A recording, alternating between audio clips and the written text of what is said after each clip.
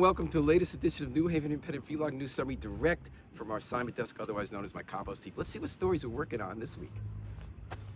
I'm packing my bags. I got to take a trip, and normally I would have flown out of Sweden New Haven Airport because it's a city that a Velo airline flies to.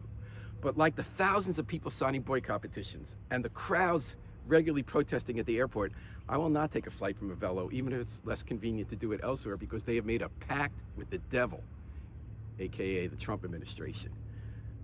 Velo has signed a contract to fly people snatched off the street, even if they're innocent, haven't committed any crimes, to be deported without a hearing, without any rights, and sent to an outsourced cruel prison in El Salvador.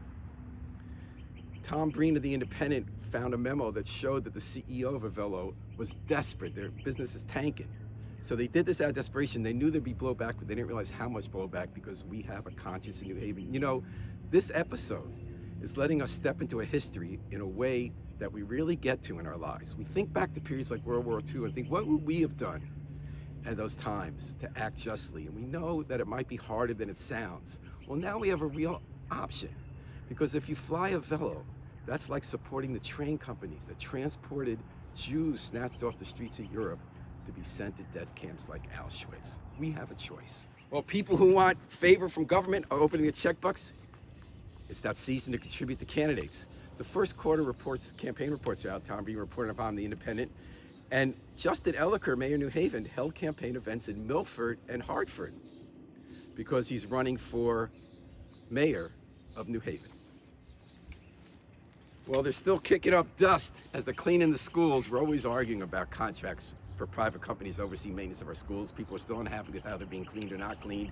Maya McFadden, The Independent, story about the latest argument that a company we brought in is in a dispute with the city school board over $200,000 expenses. You might remember that a few years ago, the school board ditched, for political reasons, a local cleaning company that hired local ex-offenders to hire a connected firm from out of town, claiming it would save us money.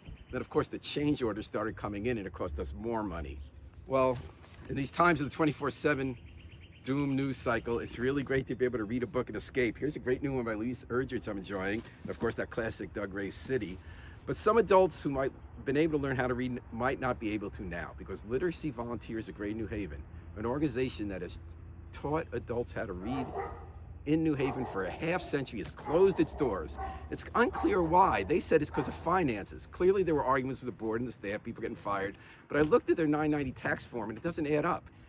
They claim they're running a deficit, and they did in their most recent form have a $66,000 deficit. But they still brought in more than $400,000 a year in revenue for its staff, and they turned down an $81,000 state grant that they could have used.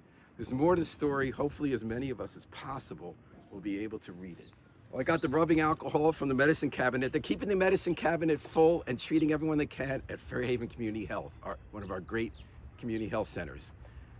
This week they made a great decision, reporting The Independent, that they want to be able to care for everyone in the community, including undocumented immigrants and people seeking gender-affirming care. The federal government, in its vendetta against those groups, is removing all funding from community health centers that treat those people, even for treating other people. Fairhaven came up with a solution. They're forming a separate organization, a private organization, focusing on care for the undocumented and people seeking gender-affirming care. It's not the same organization, but the care is getting done. That's how we do it in New Haven. We find creative solutions, we pull together, we don't fold, we fight back. Until next time, this is New Haven Independent Vlog News Summary. Remember, always pick up and recycle your trash while we still can.